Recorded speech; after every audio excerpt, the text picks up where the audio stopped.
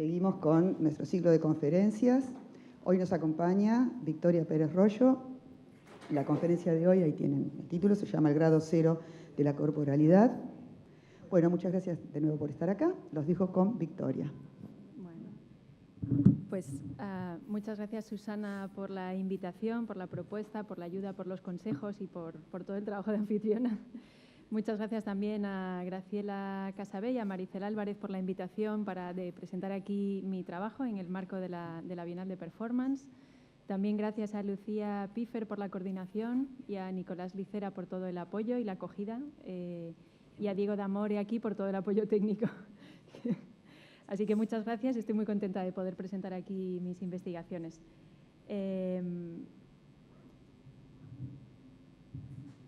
Mi ser-cuerpo, la forma de habitar mi cuerpo no coincide casi nunca con la imagen que veo en el espejo. No se contiene ahí. Con esto no me refiero a la cuestión de si me identifico o no, más o menos psicológicamente, con esa figura visual, sino a la certeza de que la forma de habitar, de que mi cuerpo pocas veces respeta los límites que señala esa figura, de que pocas veces está contenido dentro de esos contornos. Los cuerpos constantemente viajan fuera de sí, se proyectan sobre otros cuerpos, ya sean humanos o objetos u otro tipo de cosas, a la par que acogen también continuamente a muchos otros, que se nos meten dentro, queramos o no queramos, ¿no? Los cuerpos viajan fuera de sí para probar a ser otros, para encarnar otras experiencias, para huir de sí mismos, para reunirse con otros, para ampliar su potencia, entre otras 1000 posibilidades. Unas veces nos proyectamos sobre otros cuerpos por medio de un ritmo o de un movimiento para alcanzar a otros en resonancia o en un movimiento unísono. Otras veces nos proyectamos por medio de intensidades o de energías. Otras veces nos proyectamos por medio de la voz o por medio de la imagen de nuestros cuerpos. También a veces los cuerpos se proyectan sobre aquellos otros que tienen cerca, ven, oyen y pueden tocar en un rango parecido a este, pero otras veces consiguen viajar mucho más allá del alcance de su cuerpo físico y trabajando y consiguen estar más allá vía memoria, imaginación, pero también vía medios inertes como fotografía, vídeo, etcétera, y de esa forma pueden alcanzar a otros cuerpos que están lejos en el espacio o lejos en el tiempo, ¿no? Estos viajes entre cuerpos, estos tránsitos de mi cuerpo hacia otros y de otros hacia mí, es un aspecto central de una noción que llevo trabajando estos últimos años que se llama corporalidad, o sea, que yo llamo corporalidad. Y entiendo que nuestro ser-cuerpo está determinado por todos esos viajes dentro y fuera hacia otros y en otros que determinan las maneras en las que producimos cuerpos comunes, en las que nos unimos a otros. La corporalidad, entonces, es lo que nos permite aprender a habitar, sentir y pensar nuestros propios cuerpos, lo que pueden hacer y lo que no pueden hacer, cómo sienten, cómo los concebimos, ¿no? Ahí, a diferencia de la noción de cuerpo, el cuerpo es mío, sin embargo, la corporalidad es siempre relacional. Ahora, en términos así un poco generales, ¿no? El cuerpo sería lo fisiológico, mientras que la corporalidad sería lo aprendido, la forma que tengo de aprender junto a otros y otras, de vivir en mi cuerpo, que siempre está atravesado por todos estos tránsitos que comento. Entonces, esta dimensión de la corporalidad es, desde mi punto de vista, hoy en día un factor fundamental para pensar algunas de las dimensiones políticas de la escena contemporánea. Y me parece que es importante pensarlo, a mí me parece interesante pensarlo desde este punto de vista, porque creo que en la escena cada vez está más presente el problema de la decisión ética que implica representar a otros, que lo llamamos normalmente representar, pero que en realidad ese término se refiere a muchas otras cosas, ¿no? Hay una conciencia clara de la dificultad y de los problemas que tenemos de hablar en nombre de otros y otras, de actuar en nombre de otros y otras, de ponernos en lugar de otra persona, de evocar a otros cuerpos en el propio cuerpo, de ocupar el rol, las funciones o el lugar de otros cuerpos en escena, de transmitir sus experiencias y sus sentires o de tratar de encarnarlas, de sustituir su presencia, ¿no? Tenemos, yo creo que mucha claridad, o tenemos bastante claridad de lo problemático que supone calibrar la potencia que mi cuerpo le puede conferir a aquellos otros a los que remite o a aquellos otros que evoco en mi cuerpo, ¿no? De modo que corremos el riesgo de reemplazarlos en beneficio propio, ¿no? Y todo esto lleva a buscar alternativas para evocar esos otros cuerpos diferentes a la representación tradicional, ya puede ser la teatral o la de los dispositivos de poder. Y esto lleva a investigar maneras de hacer un cuerpo común con otros, sin abstraerlos y sin usarlos para propósitos propios. Ahí me parece una de las obras que voy a mencionar y que voy a trabajar un poco a lo largo de esta charla es Campo Minado, de la artista argentina Lola Arias. Y en ella, en esta pieza, Jackson, uno de los excombatientes de la Guerra de las Malvinas, lo expresa de manera muy clara. Dice, ¿por qué digo yo en lugar de nosotros? ¿Qué derecho tengo yo de ponerme aquí y hablar de todos los que fueron a la guerra? ¿No? Esta es la pregunta, ¿no? ¿Por qué puedo decir yo? ¿Por qué puedo decir nosotros? ¿Qué me lleva a decir una cosa u otra? Y esta dimensión de la corporalidad a la que me refiero como el tránsito entre cuerpos me parece que permite estudiar las 1000 formas en las que se trabaja hoy evocando otros cuerpos en el propio, más allá de hablar en su nombre o de sustituir su presencia y tratando de ver más bien cómo se puede crear un nosotros, que ahora lo comentaré, desde una colectividad que no abstraiga los cuerpos y las singularidades, sino que permita atender a que funcione por medio de un sistema como el de propagación de Michel Serres. Podemos comentarlo luego.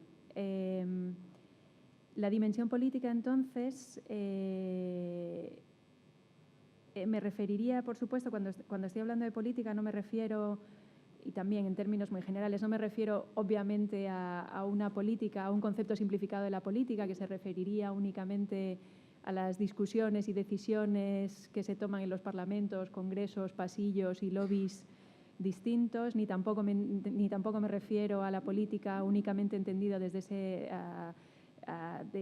por ejemplo, una teoría etapista de la revolución, como la que se ha criticado mucho en la teoría política reciente, que simplifica la transformación de la sociedad en una serie de estadios de resistencia, revolución, toma de poder, ¿no? Que serían los únicos lugares en los que parece que podría suceder la política, sino que me estoy refiriendo más bien a un hacer disperso, cooperativo, mucho más invisible, de políticas que se podrían llamar políticas del hacer y políticas del habitar, sobre todo en las que suceden en diferentes espacios y tiempos, no solamente en aquellos previstos para la participación política, previstos por los dispositivos de participación política, y que practicamos todas las personas de una manera más o menos coordinada, de una manera más intensa o menos, parcialmente, y que lleva a que practiquemos los mundos que ya queremos alcanzar, ¿no? Yo estoy hablando, por ejemplo, de muchas iniciativas que permiten ya fabricar en presente de manera parcial, efímera, etcétera, los mundos que ya queremos, que querríamos alcanzar, y que se podría denominar con la expresión de Antonio Negri, el filósofo italiano, que llama devenir mundo de cada uno de nosotros, ¿no? Que él habla de una biopolítica que dice que puede ser cuidado y montaje de fuerzas. Es decir, por un lado, cooperación con otros, y por otro lado, que tendría que ver con esa construcción de un nosotros, y por otro lado, no solamente entendida desde el ámbito de la lucha, sino desde el punto de vista del cuidado, del que hablaremos también el jueves en la siguiente conferencia.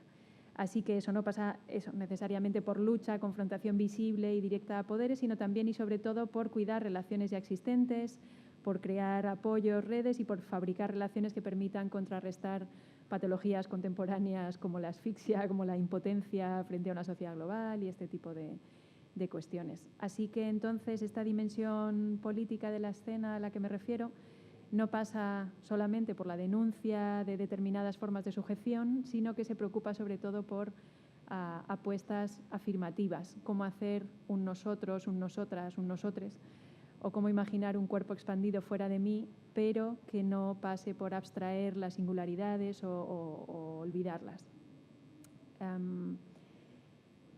Y porque me parece que justamente ahí, en esos viajes desde y hacia nuestros cuerpos, en esos tránsitos, tanto hacia lo más abstracto como puede ser una institución, un país, por ejemplo, como hacia lo más concreto, como identificarme con el gesto de alguna persona en el público ahora, es uno de los lugares donde se juega también la democracia. Y puede sonar como un concepto demasiado abstracto también, pero voy a tomar una definición, bueno, algo que sirve, un texto, una pequeña cita que podría servir como una definición práctica para entendernos ahora ese sentido de democracia que me interesa rescatar, que es muy simple, pero que me parece que apunta directamente a lo que me preocupa ahora, que es a la construcción de un cuerpo común, como estaba hablando. Así que cito a un filósofo español que se llama Santiago Albarrico en su ensayo maravilloso Ser o no ser un cuerpo, que dice: la democracia no tiene bandera, ni pasaporte, ni plato típico, ni una lengua, ni plato típico. La democracia no tiene ni siquiera un equipo de fútbol. No es fácil producir una identidad democrática, de modo que un cuerpo, preguntado por su condición, en lugar de responder soy español o soy de Cáceres, afirme soy un somos. Ese paso del soy al somos, sin más contenido que su universalidad misma, no es fácil. Y él comenta que en realidad, bueno, sus teorías son bastante diferentes a las que yo quiero abordar, porque precisamente parte de la fuga del cuerpo, y a mí me parece que el tránsito entre los cuerpos no es una fuga, sino un lugar de fabricación de cuerpo común. Pero en cualquier caso, ese soy un somos es el aspecto que me interesa particularmente trabajar hoy. Y me parece que las personas que trabajamos cercanas al ámbito de las artes vivas, creo que tenemos bastante experiencia acerca de los mecanismos de producción, las condiciones y las formas de producir ese tránsito pronominal, ¿no?, del yo al nosotros. Sabemos que ahí, en ese tránsito, los cuerpos, con sus idas y con sus venidas, juegan un papel fundamental. También juegan un papel fundamental los relatos, también juegan un papel fundamental las ficciones, juegan muchas otras cosas, pero los cuerpos, desde luego. Y ahí hay 1000 estrategias que se ensayan en la escena, que promueven estos tránsitos y que abordaremos en la conferencia del jueves con una estrategia más celebratoria y de la alegría, y en el seminario de estos días con estrategias visuales, icónicas, afectivas y de otro tipo.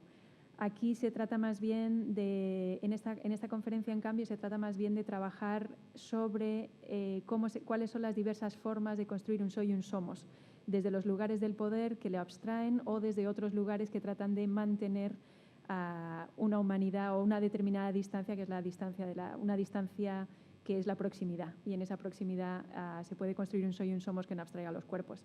Y eso es lo que vamos a trabajar aquí hoy. Me parece que ese soy y un somos se puede jugar específicamente con esos tránsitos que se dan cuando aprendemos a ser cuerpo y que se dan con tantas otras personas, ¿no? Identificándonos empáticamente o no con las 1000 formas, no solamente la empatía, pero hay 1000 formas de tránsitos.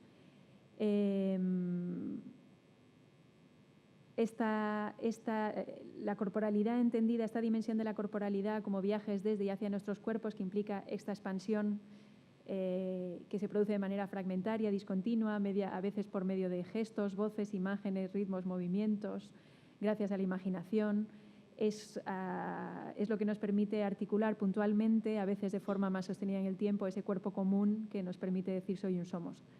Y que a veces resuena en el presente solamente y a veces puede extenderse a lo largo del tiempo. Y esta es como la introducción breve a la noción de corporalidad y la dimensión política que quería plantear, y de lo que quería hacer a partir de ahora es ver cómo se plantea esta relación de un soy y un somos en la escena contemporánea, y lo que propongo es rastrear estos tránsitos del yo al nosotros en algunas obras que he tenido la oportunidad de ver en el 2018, aunque sean a veces de un año anterior o 2 años anteriores, que no son necesariamente las obras de artistas con los y las que trabajo más a menudo, y no son a lo mejor las más representativas de este tránsito, pero sí sirven para atender a esas múltiples maneras en las que se está jugando ese soy y un somos actualmente en la escena internacional.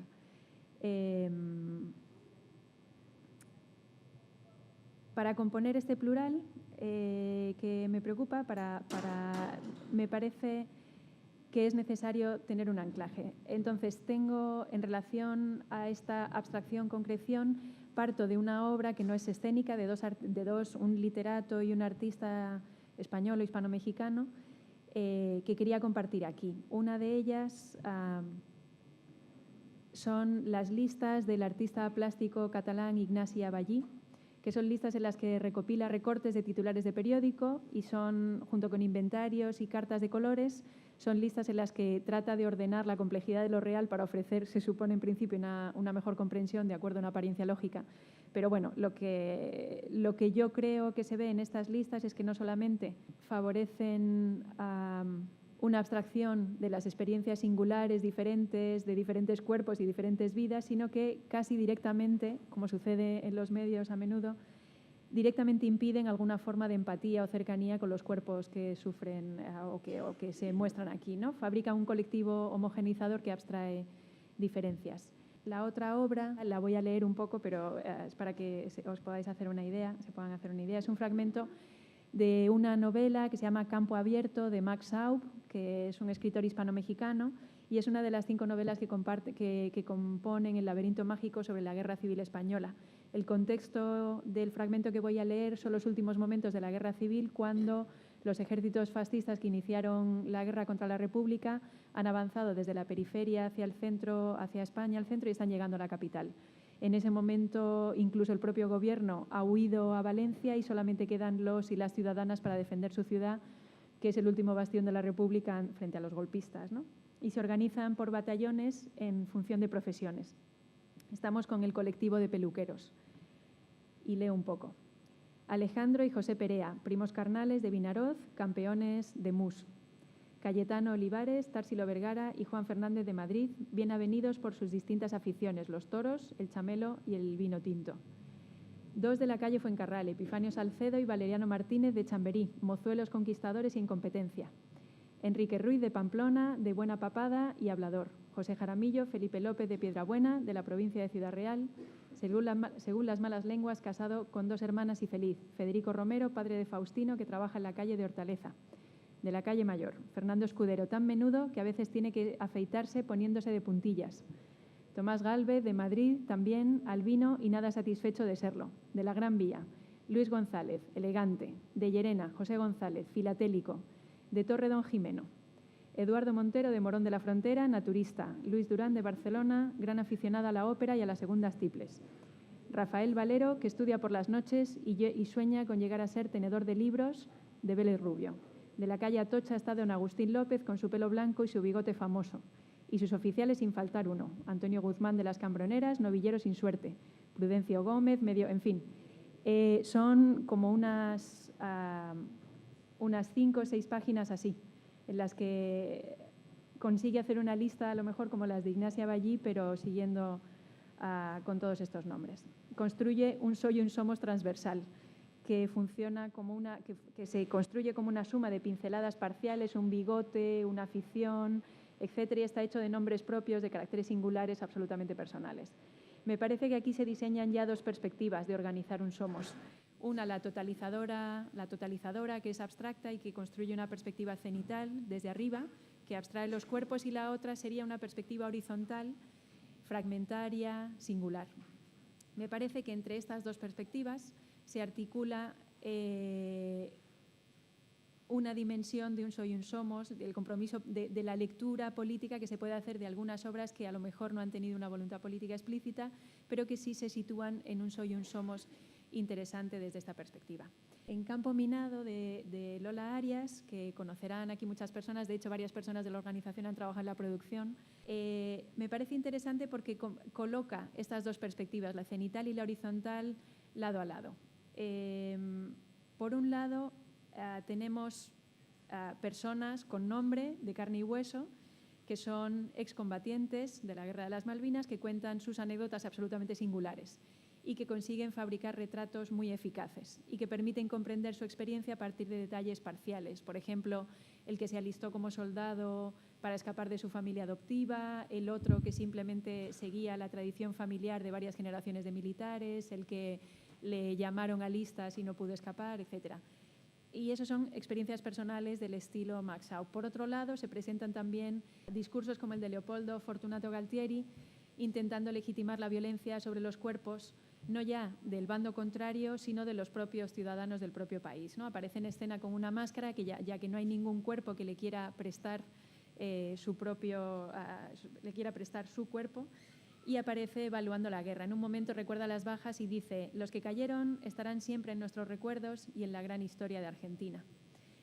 Es un discurso que abstrae esos cuerpos y sus muertes y los duelos de las personas cercanas a ellos, ¿no? Al integrarlos en otro más grande, al parecer más importante, que reúne a todos, ¿no? Como dice el pueblo argentino, la nación, la patria, en su discurso. Esta es una de las formas violentas de construir un soy y un somos, un acto de violencia que homogeneiza las diferencias y las singularidades y que se hace mucho más patente al presentarlo junto con los incidentes, recuerdos parciales y anécdotas fragmentados de los cuerpos en escena, que son justamente estas experiencias las que hacen una vida irreemplazable. La otra pieza que me interesó para estas cuestiones era Suite número 2 de Jory Lacoste, artista francés, no sé si lo conocen. Hasta hoy ha presentado 3 suites, que son 3 piezas cantadas, digamos, interpretadas por personas que cantan, aunque lo que hacen es interpretar fragmentos de discursos, de habla, recogidos de diferentes lugares. Estas suites lo que hacen son tomar materiales de un proyecto colectivo en el que Jory Lacoste participa, que se llama Enciclopedia del Habla, que comenzó en 2007 y que ha recogido hasta, no sé si son 2.000 o 6.000, no sé, un archivo de registros de oralidad. Y que lo mismo recogen a una persona llamando a su compañía telefónica para quejarse, como otro peleando con su familia, como un discurso político, en fin. Aquí en suite número 2 hay una serie de intérpretes que interpretan estos registros grabados, prestando sobre todo atención a la cadencia, al énfasis y a las melodías sonoras, pero no asumen los roles de los cuerpos, simplemente repiten como cantantes todos esos tonos. Y en esta pieza me parece que se propone también una comparación similar entre esas dos perspectivas, la cenital y la horizontal. Lo que propone es una especie de collage, parafraseo la descripción de la pieza, de discursos dispares que se han pronunciado alguna vez en el mundo y que se reúnen en la suite por primera vez. Me parece que al colocarlos juntos se facilita una comparación y se hace mucho más patente que nunca ese contraste fortísimo, por ejemplo, como el que se da entre el discurso de Fernando Teixeira dos Santos, que era el ministro de Finanzas de Portugal, que llevó a cabo los recortes más dramáticos de la crisis financiera, que tiene una palabra, un habla profesional, monótona, desencarnada, ¿no? Con una apariencia formal, razonable, justa, sensata, frente, por ejemplo, a las verdades que le está gritando un señor a Bashar el-Assad o los reproches de una mujer a su expareja en un reality show, que son cuerpos que están afectados, movidos y que tienen claras las verdades de cerca, ¿no? Me parece que en esta contraposición, tanto de Lola Arias como de Jory Lacoste, que proponen entre la perspectiva cenital abstracta desencarnada y el sentir horizontal que se detiene en cada cuerpo y en esas particularidades, me parece que hace patente la voluntad de estos artistas, de esta y este artista, de recuperar la particularidad de los cuerpos concretos y de sus experiencias, que es una afirmación de lo singular y de lo inconmensurable, de lo no asimilable, de lo no traducible a cifras como las listas de Ignacia Ballí, que suele ser con lo que nos manejamos para hablar de los cuerpos. Pero, sin embargo, no olvidan a la par el gran poder de influencia que tienen las perspectivas cenitales sobre el frágil tejido que construye un soy y un somos transversal y horizontal. Lo vemos en cada uno de los casos. Algo espeluznante en la lectura del texto de Max Aub con el batallón de los peluqueros, que están preparados con un fusil para cada 3 personas y con navajas y cuchillos en su profesión, cuando son bombardeados por las tropas rebeldes, ¿no? Desde el aire y no pueden defenderse. Y me parece que también se ve, por ejemplo, en Campo Minado, en las experiencias que cuentan los excombatientes, con la advertencia numérica abstracta de que 1 de cada 3 soldados británicos a bordo del barco moriría solamente en el desembarco, ¿no? Y ahí se está contando de nuevo con números, ¿no? O con la política de crisis del ministro de Finanzas de Portugal, que también trabaja de esta manera. El caso es que la diferencia que hay entre la perspectiva cenital y la horizontal es enorme y no ha parado de aumentar con el desarrollo de la historia desde el siglo XVII en adelante, ¿no? Y se trata, es la distancia, y lo articulo en términos de Santiago Albarrico, que me parece que lo articula muy bien, es la distancia entre el lugar donde se decide nuestra vida, que es el lugar que ocupan nuestros cuerpos, el lugar donde se decide nuestra vida y el lugar donde vivimos. Es decir, la distancia entre lo que se llama la verdad, lo que él llama la verdad, y lo que se llama la realidad, que no dejan de existir las dos, ¿no? Es decir, el lugar donde se deciden nuestras vidas, además, es hoy un lugar no solamente lejano, sino un lugar absolutamente descarnado, que está determinado muy a menudo por operaciones financieras hiperveloces, que ni siquiera son humanas, o por máquinas de guerra, por unas pocas inteligencias. Y el lugar donde vivimos, en cambio, es el lugar de los cuerpos, que en relación a las velocidades del capital hoy parece lento y parece un exceso de carne, y de hecho es un lugar, pero es decir, en este contraste entre estas dos perspectivas, creo que hay una perspectiva humana, digamos humanista, de recuperar lo que llamamos realidad, pero sin olvidar que efectivamente hay muchísimo poder en ese otro espacio donde se decide lo que sucede con nuestros cuerpos. Así lo dice Julian Meding en Hamlet, que es una pieza del artista suizo Boris Nikitin, sobre la que no voy a hablar mucho para poder avanzar, que habla del sistema de despotenciación inherente a esta distancia entre el lugar donde habitan nuestros cuerpos y el lugar donde se deciden nuestras vidas, ¿no? Y lo dice así, dice: las personas que pueden influir mucho en lo real tienen poder, los que no tienen poder, así de fácil. Él tiene un discurso un poco... Bueno, sigo con el discurso suyo. Dice: si pierdo mi capacidad de influir, si no influyo a la realidad, si veo que no tengo un efecto sobre ella, tengo un sentimiento de impotencia, y es como si tu cuerpo estuviera quieto. El tiempo pasa sin mí, que es esa sensación de cuando el cuerpo sobra, ¿no? Frente a la velocidad frente a las velocidades contemporáneas de cómo se deciden las vidas. Dice: no lo puedo soportar, y esto no es clínico, esto no es depresión. Lo afirma así también porque está hablando en esta obra acerca de diferentes internamientos en hospitales psiquiátricos en los que estuvo, ¿no? Con esa sensación también de impotencia directa dentro de esa institución, pero extrapolable también a una vida fuera de esas instituciones. Y me parece que es interesante que lo comente. Esto no es clínico ni es depresión, me están tratando clínicamente, pero no es un problema singular, no es una patología individual, porque efectivamente es un sentir generalizado. Es lo que Antonio Negri llama patología de la globalización, que está determinada por esta distancia creciente, ¿no?, entre el lugar que ocupan nuestros cuerpos y el lugar donde se decide sobre ellos, y que lleva a una sensación de impotencia muy fuerte. Y que me parece que en estas dos piezas se puede hacer una lectura de las piezas de Lola Arias y de Jory Lacoste desde ese lugar, desde una composición, un collage de situaciones y de experiencias y de discursos que hacen patente la necesidad de una política humanista, como por la que aboga también Santiago Albarrico, que es la de intentar acercar en la medida de lo posible estos dos lugares, ¿no?, los lugares que llamamos realidad y verdad. Una de las formas del cuerpo de salir de sí y de extenderse a otros es, como he dicho, vía voces, gestos, palabras. Me parece que todo eso son medios que tiene el cuerpo para proyectarse hacia otros cuerpos e intensificar su presencia, su influjo, su poder, ¿no?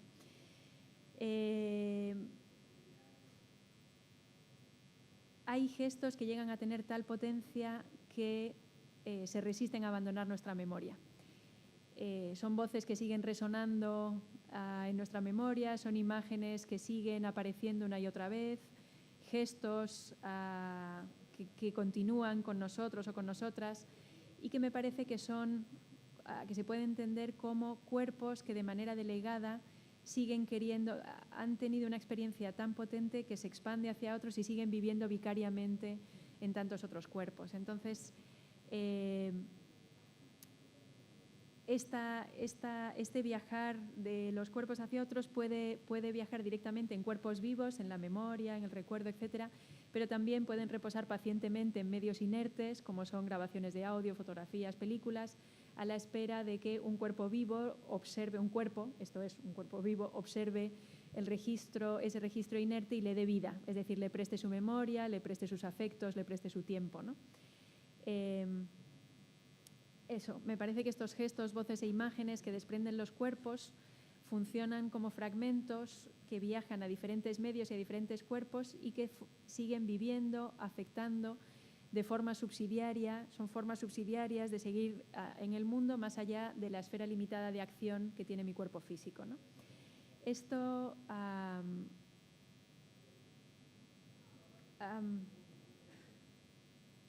podríamos pensarlo desde… Me parece que ocurre en la vida cotidiana, pero el teatro, dado que es un lugar para ver, un lugar de exposición intensificada, me parece que aquí se percibe con mayor claridad. Y la gente que tiene un trabajo… Bueno, en fin, es que esto lo trabajaremos en el… Tengo tantas cosas que contar. Lo trabajaremos en el seminario la semana que viene específicamente, pero podríamos… Normalmente en la escena pensamos o tendemos a pensar que lo que hacemos es evocar imágenes, gestos que parten de mi cuerpo y van hacia otros, pero también podríamos pensar de otra manera, que son gestos, voces, palabras, imágenes que han llegado hasta el cuerpo actual y este cuerpo es un medio para que todos ellos sigan resonando, ¿no? Como una especie de… Y esto me parece que no es, digamos que podría ser como otros cuerpos que están buscando un foro público para ser escuchados y ese foro público puede ser la escena en muchos casos, ¿no? La escena entendida de muchas maneras. Y creo que esto no es místico, sino que es una experiencia común en el ámbito del teatro y de ahí recupero una cita maravillosa de Miguel Rubio del grupo Yuyachkani peruano en relación a la pieza Rosa Cuchillo, que recuperaban testimonios reales de víctimas de pueblos andinos cuyos discursos habían sido sistemáticamente silenciados y por supuesto, digamos, sus experiencias no habían contado, sus experiencias de dolor, etc. Y dice, si nuestros actores buscaban otro cuerpo dentro de su cuerpo, esta vez tuvieron que prestar el suyo, porque en nuestra escena irrumpieron presencias que buscaban su propio cuerpo, concreto, material, y esto desprovisto de toda metáfora. Y lo dice en estos términos. A mí me pareció fascinante cuando lo leí.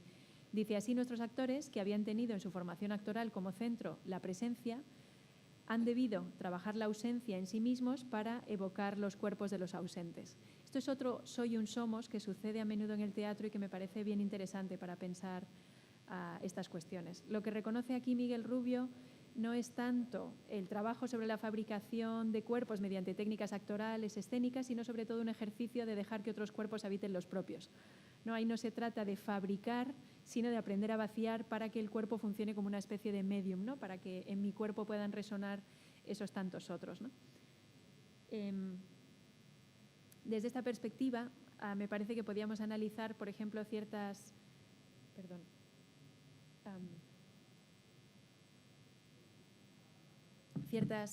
palabras, frases, gestos e imágenes que aparecen en piezas como, por ejemplo, País clandestino, que no sé si la vieron, si llegó a ver aquí. Bueno, País clandestino es el primer proyecto de un grupo de actores, autoras, directoras, autores, directores, que tienen los nombres aquí debajo, de diversos países, Francia, España, Brasil, Uruguay, Argentina, que se conocieron en el 2014 en el Directors Lab en Nueva York y a partir de ahí decidieron hacer un proyecto. En el proyecto, en la pieza,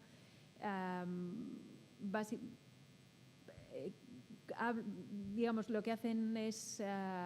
tienen diferentes conversaciones sobre las diferencias de las costumbres, cómo concibe Brasil a Uruguay, cómo se ve Uruguay desde Argentina, cómo se ve España desde Francia, y hablan también de los problemas políticos de esos países, hablan de sus experiencias políticas en el último ciclo de protestas del 2011-2013, en fin. Y hay una escena en la que todos bailan una breve coreografía hecha de gestos icónicos de protestas, ¿no? Como puños, etcétera, en la que pintan y escriben frases y reivindicaciones con una carga política y social importante y que parece que se han recogido de su experiencia directa en manifestaciones contra Temer y el golpe o por la democracia real ya en el 15M madrileño, etcétera, ¿no?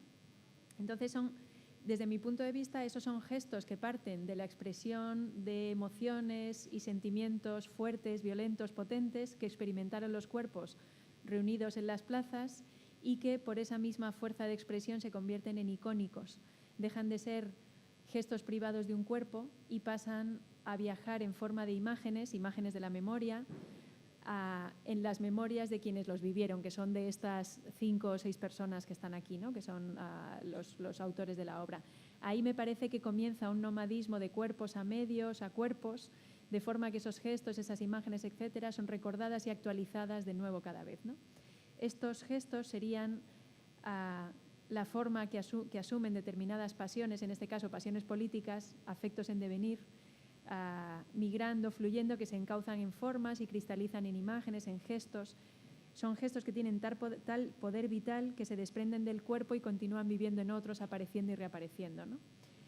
La cuestión que es fundamental también es que una vez que se han desprendido del cuerpo y del lugar en el que aparecieron, del contexto específico en el que aparecieron, esos gestos e imágenes inevitablemente varían.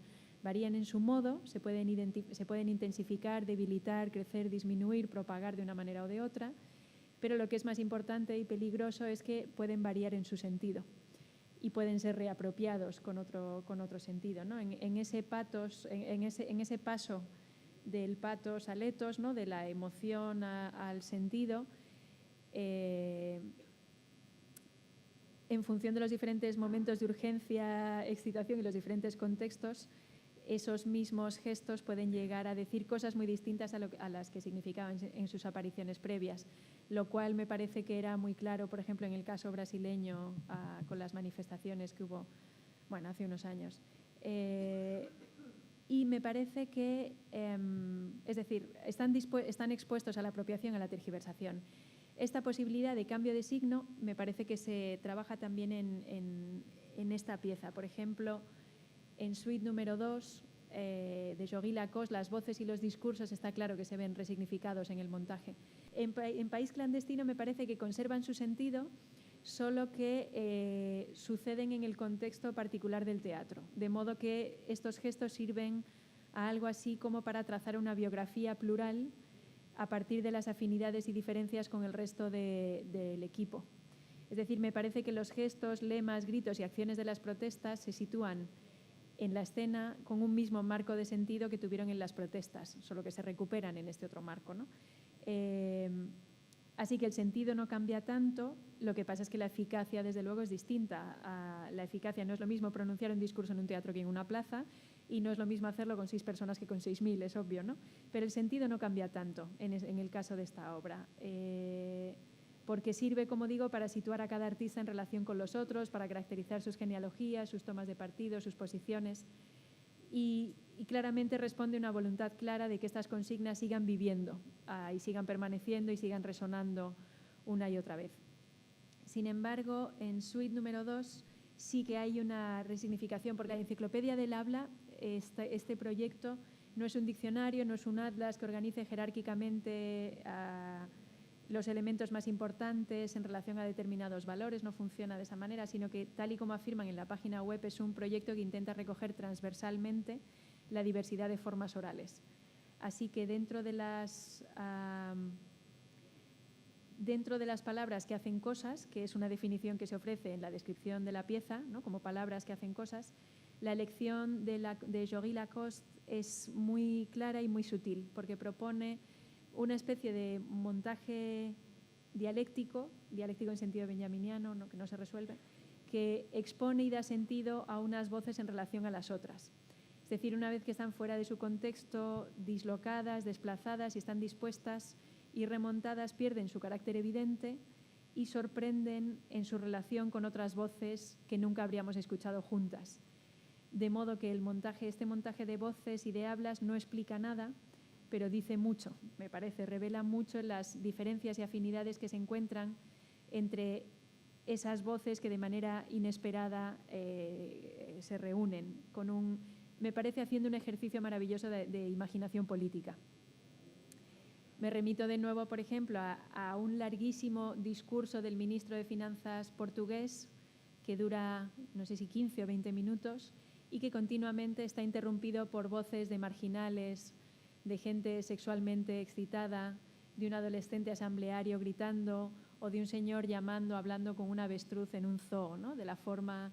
Entonces, este fondo monótono está continuamente interrumpido por las voces de cuerpos que no hacen, digamos, de cuerpos que no pueden nada, o que de los cuerpos que no influyen en lo real, como dice Julian Medding, y que gracias a ese contexto cobran una intensidad y una potencia como no la podrían haber tenido nunca en los lugares respectivos de los que proceden, ¿no?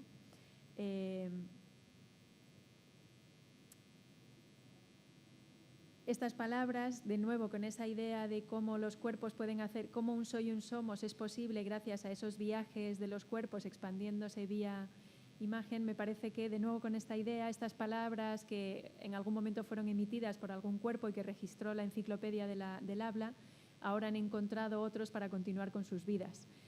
Con cuerpos que no tratan de apropiárselas, porque no nos identificamos con las palabras de esos cuerpos y los cuerpos, digamos, los cuerpos de las intérpretes solamente no les prestan sus afectos, su cinestesia, su fisicalidad, solamente les prestan su voz como intérpretes, ¿no? Como cantantes. Pero son capaces, ancladas en estos nuevos cuerpos, con esa interpretación exacta entre virtuosa y distanciada de los y las intérpretes, de producir un estremecimiento muy fuerte en los cuerpos del público y de forma que ahora sigue viviendo en nosotros. De hecho, el caso de que yo esté hablando de ella tiene que ver con el estremecimiento que produjo, así que continúan en su nomadismo, continúan estos cuerpos afectando. Y el último caso que quería comentar, que es un paso que avanza más en esos tránsitos y que abarca ya una memoria ya no individual sino transpersonal. Me parece que uno de los lugares de residencia de los fragmentos desprendidos de cuerpos es esa memoria corporal, pero que esa memoria corporal es también espacial, situacional, etc. Y de hecho una estrategia común en prácticas documentales, ya sea fílmicas o teatrales, para acceder a determinados recuerdos es precisamente la puesta en situación de los cuerpos, ¿no? Un cuerpo incapaz de recordar se lo coloca en la misma situación, ¿no? Y así sucede, por ejemplo, en Campo Minado, cuando los excombatientes, entre otras estrategias durante el proceso de creación, para recuperar la memoria, lo que hacen es repetir determinadas gimnasias o determinados ejercicios que les permite recuperar una experiencia quizá una experiencia traumática que habían reprimido a lo largo de los años para poder sobrellevar el dolor y que gracias a los ejercicios aflora de nuevo y puede formar parte de los materiales que comparten entre sí y que comunican, ¿no? Así sucede también en la última pieza de la que quería hablar, que es Sal, de Selina Thompson, que es una artista del Reino Unido de origen afroamericano, jamaicano, y Sal es un proyecto, Sal es una pieza en la que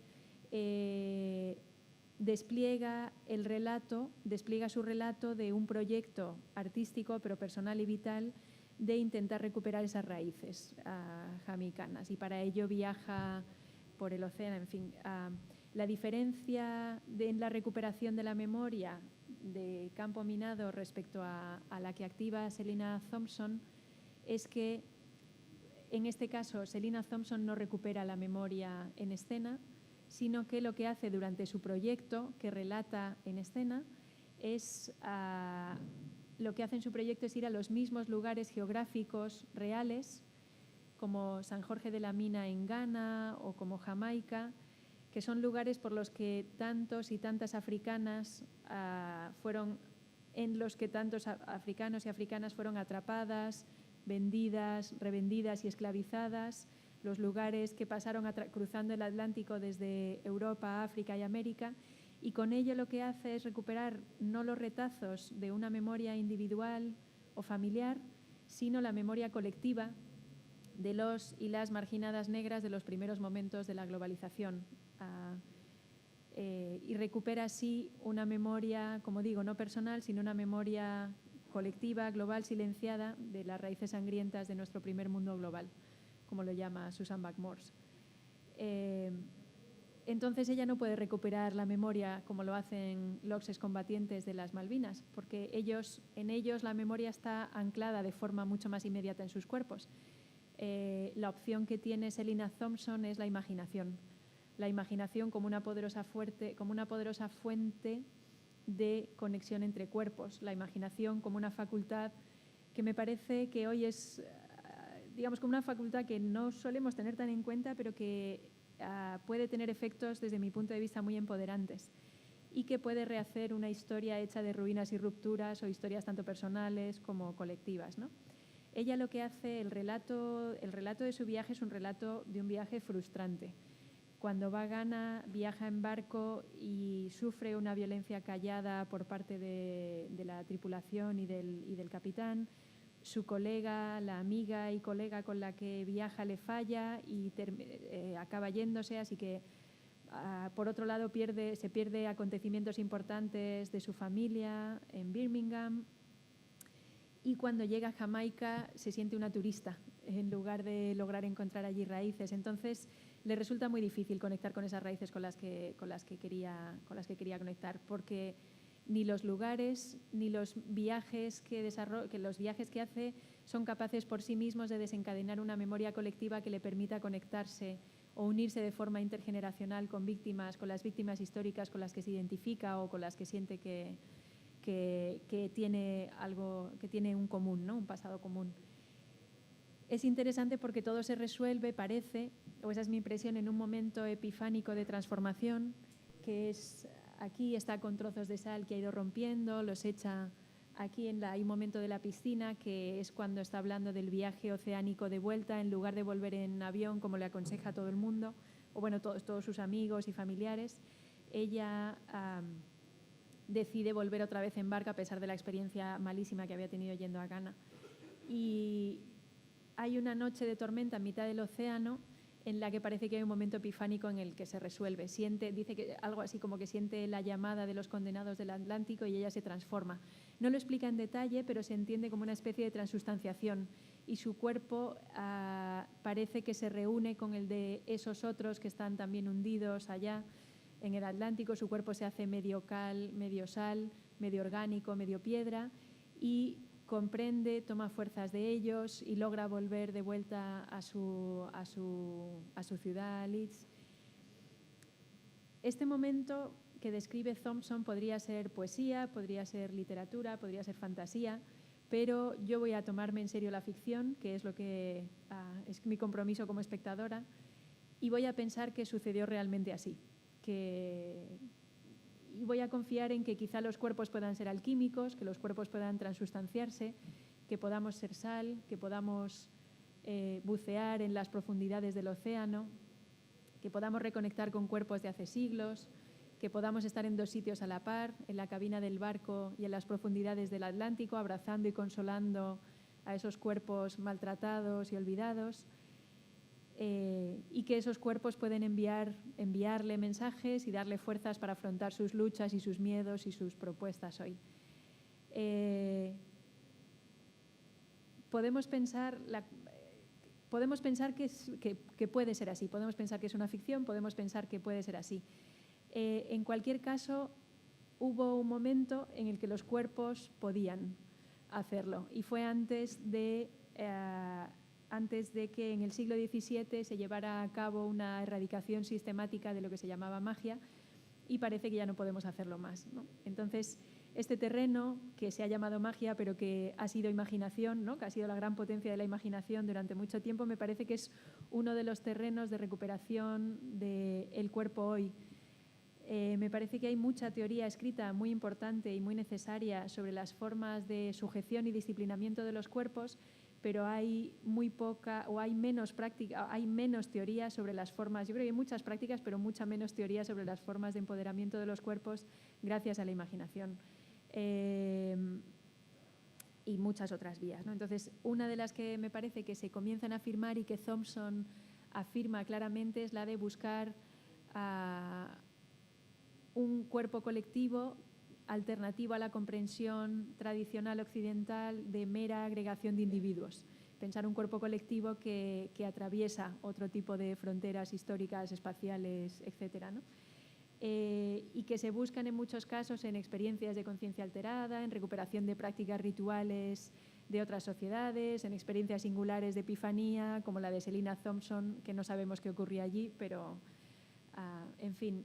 Y me parece que en lugar de desestimarlas como fantasías, supersticiones, poesía o ficción, se podrían también, pienso que se están recuperando como desde las artes, como tenemos ese privilegio de la ficción, se están recuperando desde ahí.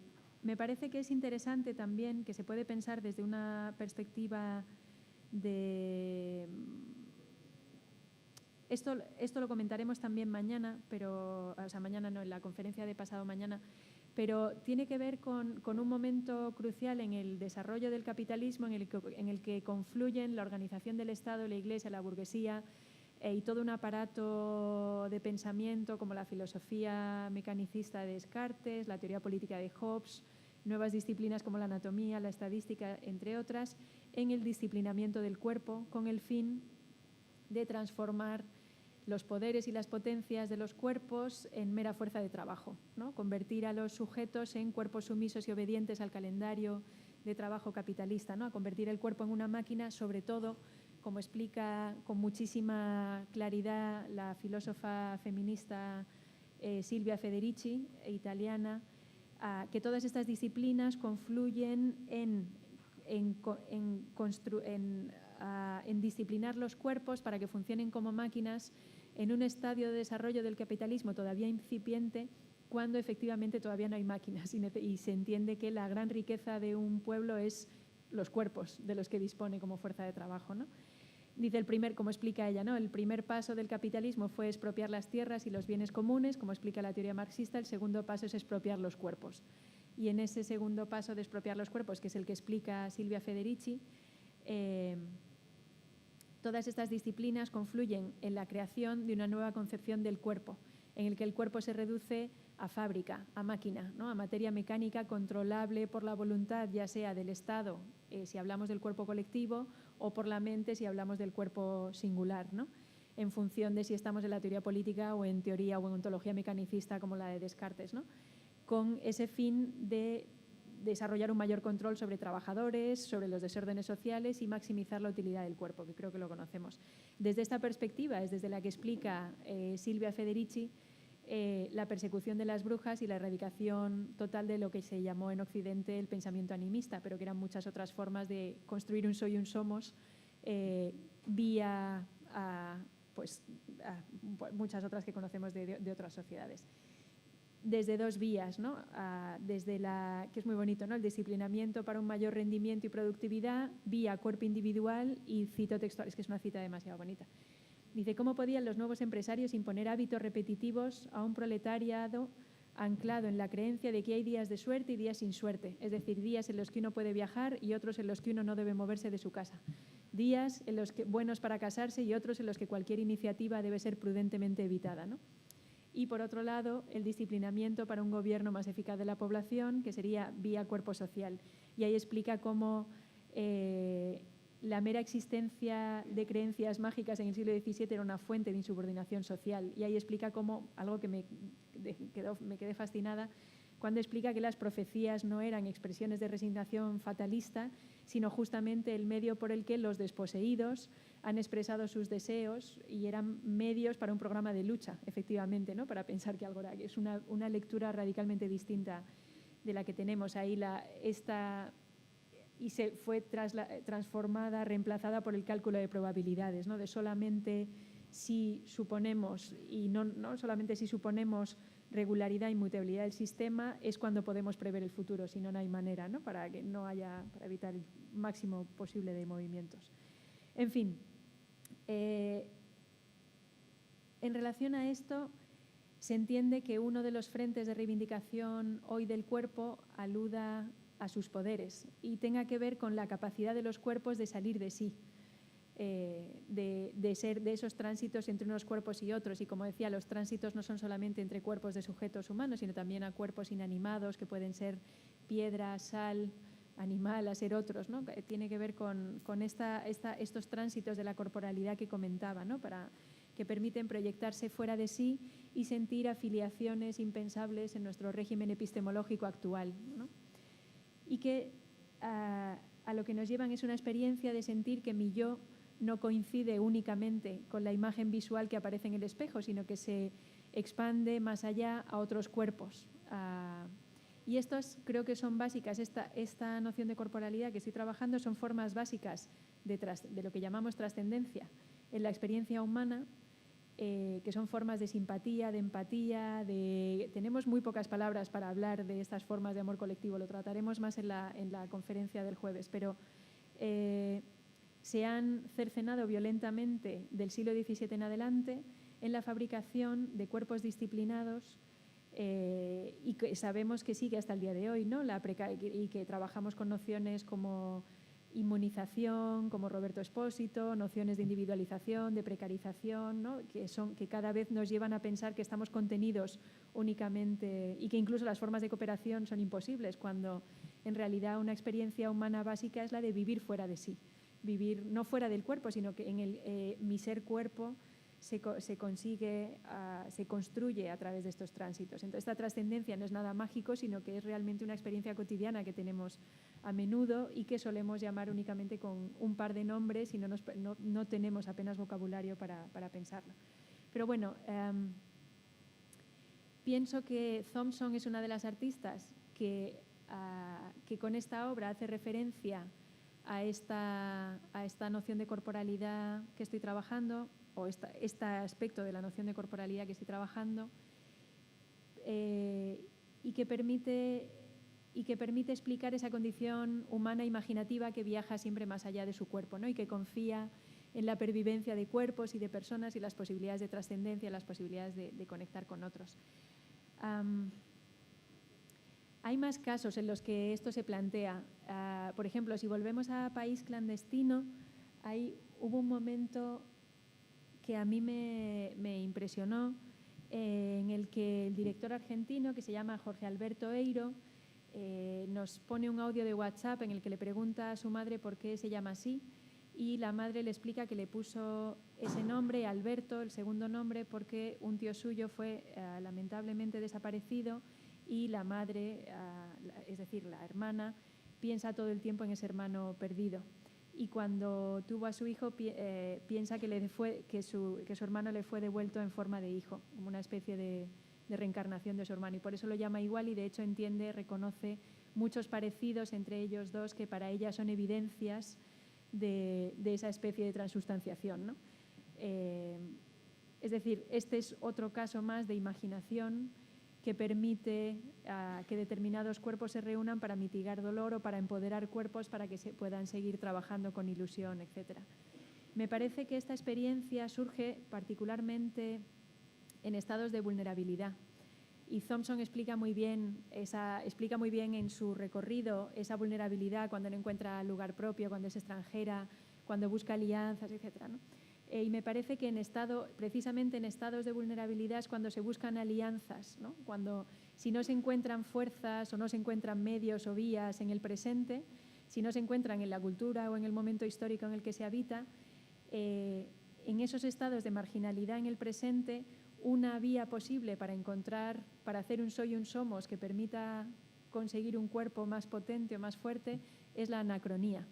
Y es esa anacronía, me parece me parece que esto es una de las vías de fabricar un soy y un somos a través de la historia, precisamente en momentos de impotencia, para conseguir empoderarnos de otras maneras. Y me parece que en esa anacronía que permite una identificación positiva con otros no sincrónicos, con otros marginalizados por otras razones, ya sea por pasados ocultos o reprimidos, o también con otros anacrónicos mirando hacia el futuro en relación a utopías posibles, me parece que en esa identificación anacrónica hay un gran potencial de empoderamiento también, y que se siente a menudo en protestas. Y de hecho hay muchos relatos de ello. Retomo un relato que la investigadora norteamericana de danza Susan Leigh Foster recoge de un testimonio de unas protestas en la cumbre de la Organización Mundial del Comercio en Seattle en 1999. Y dice: cuando ocupamos las calles de Seattle, sentimos un poder en nuestros cuerpos que hasta entonces desconocíamos. ¿Quién puede decir en qué lugar en concreto, a qué hora y en qué fecha exactamente comenzó este movimiento global? Pero entre los gases y las balas nos volvió la memoria. Y aquí estamos hablando de esa memoria de la que hablaba al principio. Durante aquellos momentos se nos reveló nuestra historia. Sentimos los límites de nuestra piel marcados por una lucha global histórica y dejamos de esperar a que alguien legislase o ordenase el mundo por nosotros. Esa historia nuestra, de la que habla esa cita, no es la nuestra de la gente que se reúne en la manifestación, sino una nuestra de diferentes generaciones que guardan una memoria a través de los cuerpos y que recuperan, ¿no? Foster describe esa memoria como una fuerza sentida físicamente en los cuerpos, que permitió el recuerdo de protestas pasadas que no se habían vivido directamente y que funciona como una fuerza que sirve para sentirse no como cuerpos individuales, aislados y desprotegidos, sino como conectados en un cuerpo común, ¿no? Como una comunidad que comparte un esfuerzo común. Y eso empodera y genera una gran experiencia de júbilo, ¿no? de alegría. Me parece que son experiencias corporales que no debemos desdeñar y que es una más dentro de todos estos tránsitos hacia y desde los cuerpos que constituyen nuestra experiencia corporal hoy y que pueden producir y hacer crecer corporalidades disidentes, cuerpos comunes más allá de la disgregación de individuos contemporáneas, ¿no? Que son experiencias corporales, imaginativas, que permiten fabricar con eficacia un soy y un somos que no arrase con diferencias y sentires de forma abstracta, como desde una perspectiva cenital, sino que permite una composición y una articulación de un soy y un somos que permita las singularidades tanto aquí y ahora como a través del tiempo. Y esto es lo que quería comentar. Muchas gracias por la paciencia y la atención. No sé si ha sido largo.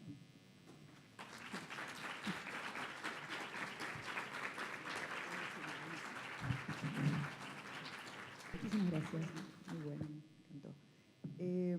Tenemos muy poco tiempo para preguntas, así que voy a tomar 2 o 3 preguntas y sí, compromiso para el jueves.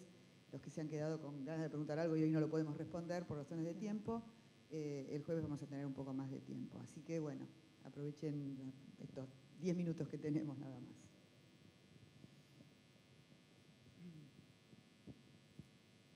Bueno, el tiempo necesario para digerir algo de todas las ideas que he lanzado. Sí. No sé si he dado demasiadas ideas y quizá, ¿no? Que a lo mejor ha sido un poco apabullante, espero que no. Si no, de todas formas, es cierto, tenemos varias ocasiones después, o sea que habrá oportunidades para charlar y conectar también ideas que complementaremos con la charla del jueves. Claro. Así que... Sí, yo tengo algunas preguntas, pero... No. Muy bien. No, me quedé pensando, si bien entiendo las diferencias, si no hay algo también de una postura romántica en el tema de cómo recuperar esta especie de unidad originaria entre los cuerpos, que en la danza ha aparecido de distintas formas a lo largo de la historia, ¿no? De hecho, en esta idea, incluso en el buto original quizás, esta idea de los cuerpos abiertos y la idea de romper con cierta concepción específicamente en la danza de un cuerpo dentro de un contorno, ¿no? No sé si se entiende, pero en esta idea de recuperar una idea como de comunidad corporal, en lo que estás trayendo, si no hay no resuenan cosas del romanticismo, ¿no? Yo creo que esta unidad corporal, no sé tanto si la llamaría originaria o tratar de recuperarla como... O sea, creo que por un lado sí que es cierto que he explicado junto con Silvia Federici que hay una clara...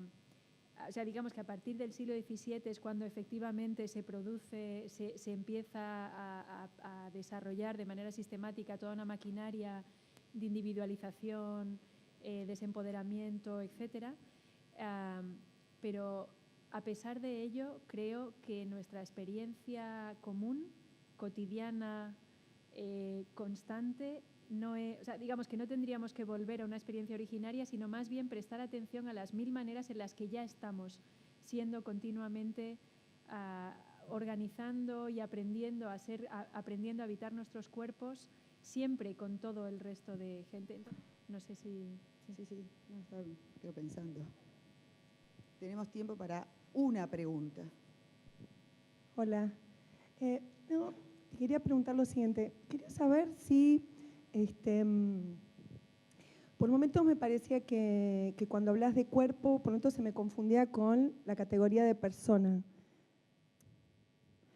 Y entonces te quería preguntar si los cuerpos para vos son singulares antes y que entonces, digamos, digamos, desde el disciplinamiento para acá de los cuerpos, se trataría de recuperar una singularidad perdida, o si crees que las singularidades se producen en relación. Tengo una pregunta que es un coletazo más, que si no hay tiempo hoy, por ahí en otro momento. Si tu propuesta es más una poética que una ética. ¿Podrías articular esa segunda pregunta? A ver cómo entiendes poética y No, ética y podemos encontrar un terreno común. No, por lo último que acabas de decir, que hablas de fabricaciones de corporalidades alternativas y que esos laboratorios en general son laboratorios que, digamos, casi como si el lugar del arte, digamos, el lugar del arte contemporáneo, de las prácticas artísticas contemporáneas, fueran, digamos, como los hacedores de ese laboratorio de corporalidades alternativas. Bien, vale. Muy bien, muchas gracias por las preguntas y los comentarios. Efectivamente, si trabajo más con la noción de cuerpo es para evitar, primero, porque en la filosofía política la noción de cuerpo ha estado directamente o ignorada o se ha utilizado como el otro de la política, como aquello que cuando entra a la política es lo contrario, lo que la obstaculiza, lo que lo dificulta, ¿no? Para entrar en el ágora dejamos fuera el cuerpo. Es un clásico de la... y por eso me interesa trabajar con la noción de cuerpo, particularmente. Es cierto que en algunos casos me estoy refiriendo a sujeto. El problema es que si utilizo la palabra sujeto, inmediatamente el sujeto se entiende casi como sujeto desencarnado, que es el sujeto de la política tradicional, y por eso prefiero casi hablar de cuerpos. Pero es cierto que es una cuestión que habría que matizar más y merece la pena... sí. Entonces, en relación a cómo concibo que la pregunta sobre la singularidad, creo que habría que matizar. Entonces, es imposible separar al sujeto de su cuerpo y nos hacemos desde el cuerpo. Lo que pasa es que el cuerpo no es aquel resto fisiológico que queda aparte después de sino que desde el cuerpo es desde donde se construye efectivamente al sujeto a partir de experiencias y ese cuerpo, en fin, como hemos dicho, a partir de tránsitos. ¿A dónde iba?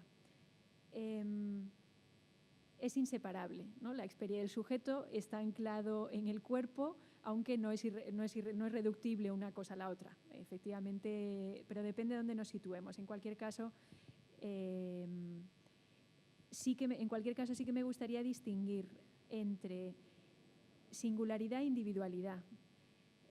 Las singularidades los somos desde el principio, desde que nacemos, porque los cuerpos son singulares y las experiencias que tenemos son diversas y singulares todas ellas. El proceso al que me he referido es un proceso de individualización y aislamiento, que no es lo mismo que singularización. Por eso estaba hablando de un soy y un somos que respete las singularidades, pero que pueda, sin embargo, abolir las individualidades. Es decir, no identificar sujeto con individuo y poder pensar la singularidad de un sujeto no necesariamente contenida dentro de los límites del individuo concebido, o sea, tal y como se entiende en la filosofía moderna, que es el sujeto occidental individual, ¿no? Ahí es donde me sitúo. Respecto a la segunda pregunta, sobre poética ética, me parece que voy a responder desde efectivamente abordando los laboratorios que se producen en artes vivas, desde coreografía, danza, prácticas, bueno, de muchos tipos.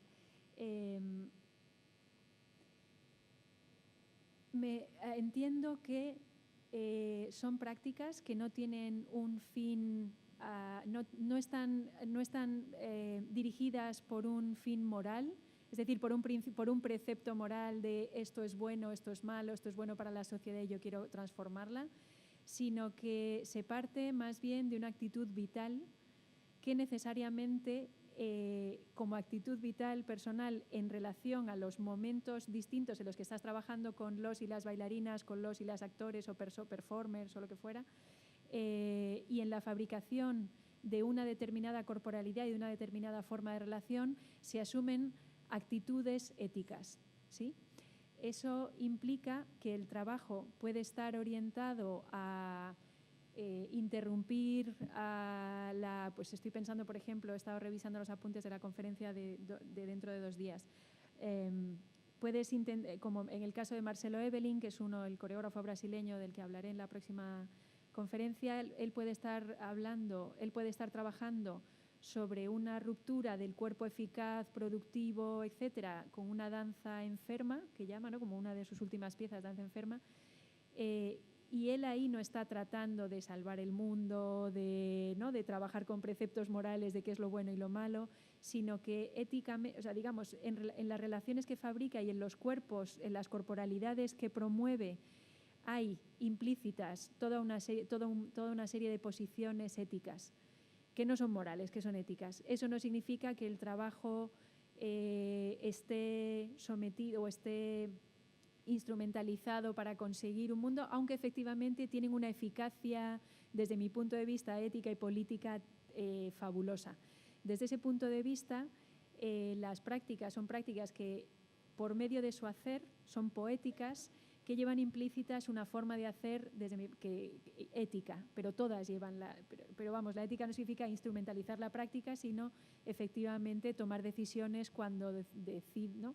Tomar decisiones en relación a qué prácticas propones, cómo, qué relaciones propones, etcétera. No sé si con esto respondo, ¿sí? Vale, bien, perfecto. Bueno, muchas gracias por tu pregunta. Otras preguntas el jueves entonces, porque tenemos que cerrar acá. Muchas gracias por venir, los esperamos el jueves.